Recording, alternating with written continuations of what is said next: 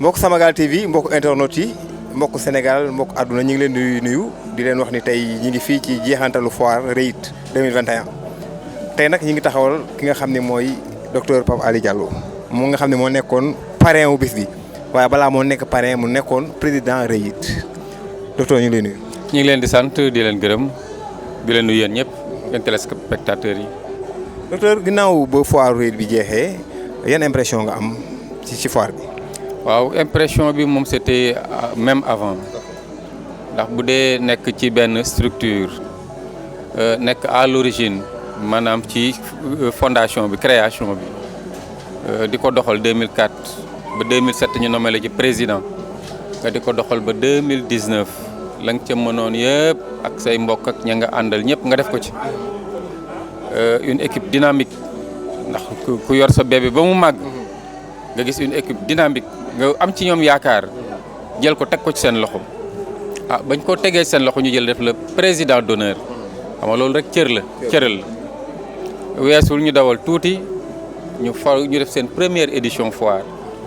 ni yow lañ koy sargale au-delà yow mi ñu koy sargale ñi nga àndaloon ci liggéey boobu yëpp ci équipe yi ci jaar yëpp pendant 12 ans mais également ña ko sosoon ndax boo waxee xaru laadum tey Thiès bi mooy berceau ko sos mënuñ ci passade si moom moo ko taxawal Thiès gi la dëkk ñu fekke nag ci mujjantalu élevage am ñu fekke ko donc ñu mel ni ñu ñooy trait d'union entre ñi fi nekk ni tey ak ñi nga xam ni ñoom ñoo ko sosoon xale yi ak ña ko sosoon ndax fekk nañu mag ñi ci gën a bëri ñi ci bëri jógee nañ fi tey ak ñii fi nekk donc ñoom ñooy trait d'union bi léegi ñu gis ñu def alternance ñu gis ñu def organisation bu nga xam ni ci boo ko nattoon ci xel rek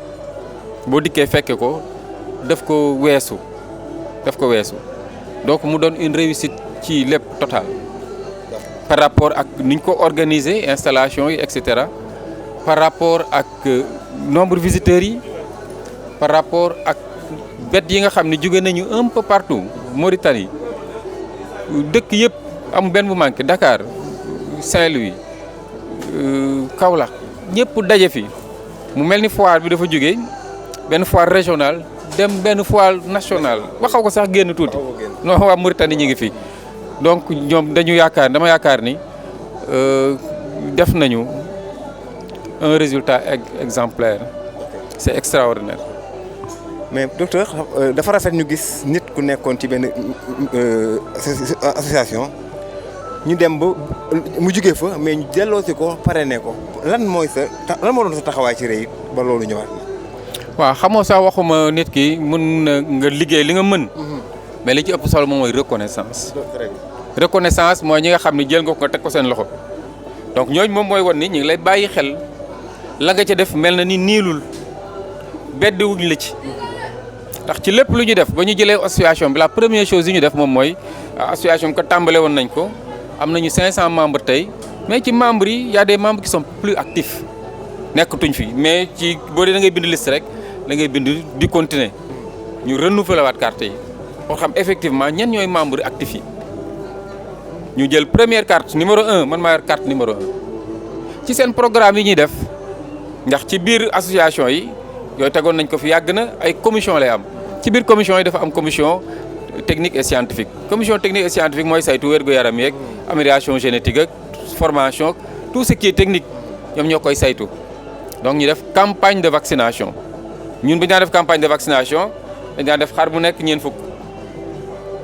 loo am ci xar ñu ñoo vacciner la nga fay ñoom ñu def campagne de vaccination gratuite ñu njëkk ci sama bergerie et j'ai fait plus de 50 moutons loolu yëpp c'est à saluer ñu xool ci activités yi ñu def moom mooy alimentation ndax boo waxee élevage dañuy wax alimentation mooy représenter li gën a miti en permanence boo demee fii ci Xaadim Kan nga ni ko ngooñ nga bëgg nga ni repas nga bëgg ñu wutal la ko à un prix compétitif ndax boo xoolee repas bi ci boppam fi muy jaar day tax mu cher bu dee ñoom mën nañu am magasin bu nga xam ni repas bi presque ni mu leen dikkee lañ koy joxe éleveurs yi ngooñ bi par rapport ñi nga xam ne am nañu possibilité transporter ko lañ ko jëlee ci àll bi moom lañ ko joxe éleveur bi donc loolu yëpp dafay dimbali élevage beneen bi comme li ngeen di def nii soo xewoon na trop ci bu ñu fa nekkoon muy la communication mais lu xew tey boo ubbee sa téléphone tuuti nga xam li fa xew yëpp loolu aussi c'est important donc dafa am jéego yu bëri loolu mooy tax damay xoolaat ba càgg ma ni alternance dafa am solo ndax boo yéegee ba ci njomboxtal bi xam nga foofu nga yem boo gindee tey keneen koo xam dafa bëgg a yéeg ci kaw day wut pexe bu jëm ci kaw je crois que loolu moom moo dal goos yi nga xam ni ñoom ñoo ŋànk tey association bi. kon li ma dégg foofu sax mooy sa xol sedd na ci ñoom lan ngay wax par rapport ak la ñu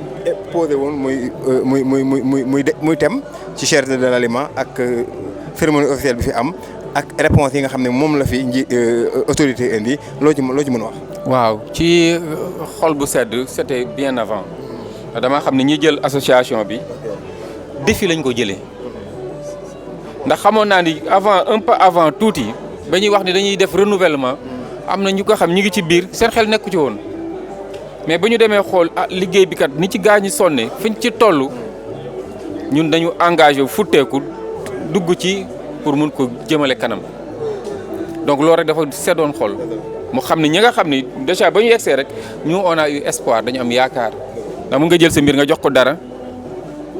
départ rek doo ci am yaakaar mais ñun départ dañ ci am yaakaar am ci xol bu sedd am ci waaw kontaan ci waaw mu nga waral peut-être résultat te pareegul yeneen yi mi ngi ci kanam loolu beneen bi ak défi yi c'est vrai bëri na défi bëri na défi état bi mais aussi éleveurs yi ñëpp dañ ci war a xeex pour mu yegg fu mu jëm défi alimentation bi gaa ñi mi ngi ci mais dafa am des alternatives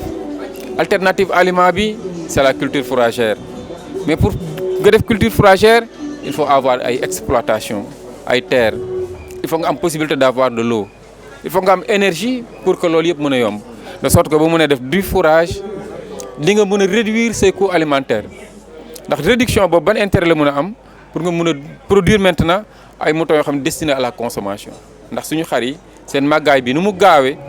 buñ ko jëloon jaxase ko yeneen xar mbaa ñoom ci seen bopp yi nga xam ni c'est des moindres qualités ñu jox leen une alimentation boo xam ni cherul on sera compétitif par rapport ak viande bi nga xam ne mi ngi am ou bien par rapport ak ay moutons de tabaski ak yooyu donc loolu il faut ñu wax ko beneen élément bi ñu ngi ciy xeex ba léegi ndax bu ñu dañuy defar association bi c'est parce que éleveurs yi amuñu sécurité zéro dem nañ ba ci biir c'est vrai que criminalisation yëpp am na mais toujours est-il que éleveur bi boo génnee tuuti dëkk bi rek ñu agressé la nangu say xar ça aussi du encourager gaa ñi mën a dem ci ay espace yu mën a yaatu def ci ay cheptel yu bëree bëri pour que ëllëg ñu mën a régler le problème bi nga xam ni crucial muy le problème de la vente de moutons ndax gaa ñi am nañuy xar y a des stocks assez importants mais bëgg a jaay parfois sa xar jaay ko on est confronté à ces problèmes là te bu dee ni jaay boobu yomb na xam nga dañ nekk élevage de sélection bu ñu tànnee ba pare li ci des il faut ñu dugal ko ci beneen circuit il faut que circuit boobu nag soit huilé de sorte que gaa ñu mën a jublu ci loolu beneen bi c'est la santé ñi ngi ci ak vaccination yi ak vétérinaires yi aussi gën a yokk seen xarañteef gën a approché wu laboratoire yi gën a diagnostiquer gën a réduire pertes yi ak décès yi au niveau de l'élevage loolu yëpp ñëpp ci ànd pour def ko pour mën a am résultat. docteur xam naa ni lépp du fi xaaj waaye lan ngay dénk tous les éleveurs de Thiès mais aussi du Sénégal mais ak ñi nga xam ne ñoo nekk ci REIT loolu leen dénk ñu tëj. waaw dénk bi daal mooy que le travail continue tàmbale nañ ko xam nañu défi yi xam nañu contraintes yi éleveurs yi lañ ca mën ci seen boor dinañ ko def état bi li mu ci mën ci booram ndax wàllu sécurité éleveur mënu ci dara état bi li mu ci mën ci booram mu def ko techniciens yi vétérinaires yi également privés yi comme du public lañ ci mën ci seen côté ñu def ko moi je crois que bu ñu defee loolu dinañ mën a dimbali déjà éleveur bi ndax kuy élever bëgg nga ci gis sa bopp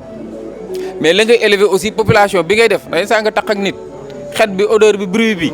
bu dee la ngay def yow rek kot la amal njariñ ça n'a pas de sens bu dee ni la ngay def Sénégal gi yëpp la amal njariñ koñ bi yëpp la amal njariñ quartier yëpp la amal njariñ peut-être naqar boobu ak métit boobu dinañ ko dina mën a atténuer loolu yëpp aussi donc je crois que daal ñoo ngi ci tous les jours te liggéey bi commencé na mais xam nga kañ lay pare éleveur bi ci boppam bu dee ni la muy liggéey ma ngi cay dund ma ngi cay dundal ñu ànd ak ñoom di ko liggéey population bi également soxlay xaram du ko aajo di ko dem bi jéggaani Mauritanie wala Mali fii la koy amee